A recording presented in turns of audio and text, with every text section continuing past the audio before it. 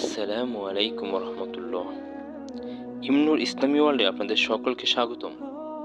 শুরু করছি পরিবার সংশোধনের 40টি উপদেশ, শায়েখ মোহাম্মদ সালেহ আল মুনাজ্জিদ, বিশেষ পাঠ পর্ব 8।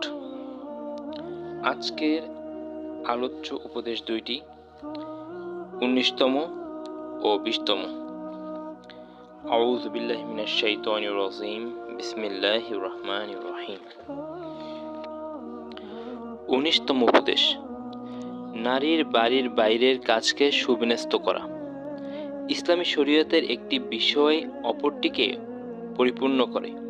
যখন মহান আল্লাহ নারীদেরকে এ মর্মে নির্দেশ প্রদান করলেন যে তোমরা গৃহাভ্যন্তরে অবস্থান করবে, সূরা আহজাব আয়াত 33, তখন তিনি তাদের আবশ্যিক ভরণ পোষণের জন্য পিতা ও স্বামীদের মতো লোককে নির্ধারণ করে দিলেন। মূল কথা হলো, প্রয়োজন ছাড়া নারীরা বাড়ির বাইরে কাজ করবে না।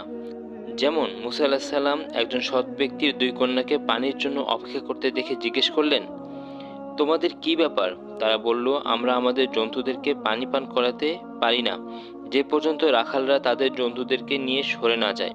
আমাদের পিতা খুবই বৃদ্ধ, সূরা কাসাস আয়াত 23। এখানে মেয়েদ্বয় তাদের মেষপালের পানি পানের জন্য বের হওয়ার কথা বলে নিজেদের অপারগতার অবস্থা প্রকাশ করল, কেননা তাদের অভিভাবক বয়োবৃদ্ধ হওয়ায় কাজ করতে অপারগ ছিলেন। এজন্য তারা বাইরের কাজ থেকে মুক্তি পাবার জন্য এমন কাউকে খুঁজছিল যে অবসর সময়ে তাদের কাজগুলো করে দেবে।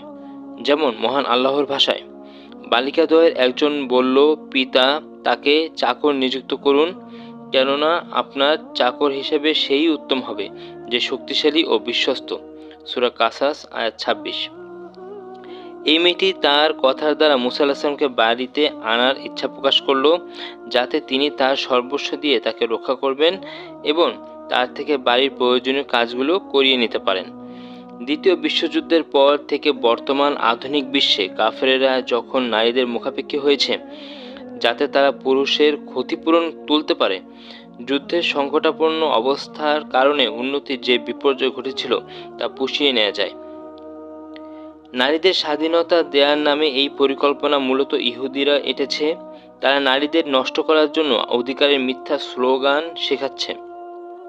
সমাজ নষ্ট হয়ে যাওয়ার মূলে নারীদের কাজের নামে বাইরে বের করার বিষয়টি